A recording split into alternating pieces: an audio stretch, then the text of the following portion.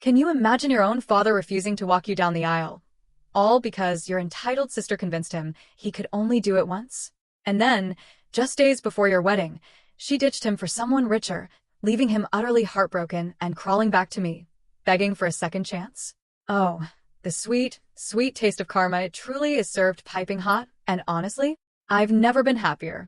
I know it might sound awful to say, but for years I've lived with the heavy weight of trauma and emotional neglect, all thanks to my dad.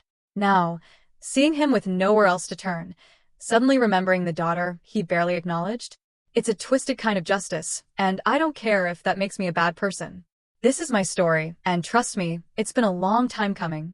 I'm the middle of 3 siblings.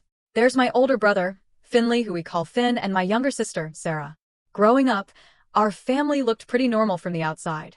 My mom, bless her heart, always tried her best to be an equal parent. But my dad? He made his favoritism painfully obvious. Sarah was his little princess, the apple of his eye. And Finn, well, he was the son, someone to bond with over man things. So, naturally, I was just there. Excluded. From a very young age, I always felt like Dad didn't really like me. I tried to voice it, usually through tantrums, because honestly, I was a difficult kid back then. But nothing I ever did seemed to make him pay attention. So, as I got older, I just accepted it. I think Mom saw what was happening, and she tried to compensate. She was and still is an equal parent, loving us all the same, and I adore her for seeing me, for not letting me completely fade into invisibility. Finn saw it too.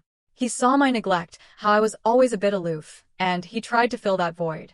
He'd actually asked Dad to let me come along when he taught him how to change car tires, or when he was learning to drive. Dad would never include me in those conversations himself. It wasn't like I was abused or they got different gifts. Sarah and I got the same number of new dresses. Finn got his things. It was the emotional neglect, the feeling that I simply wasn't important to him. Mom and Finn were the ones who tried to mend that hole in my heart. Sarah, on the other hand, absolutely loved being the little princess. To know what happened, next watch the full video.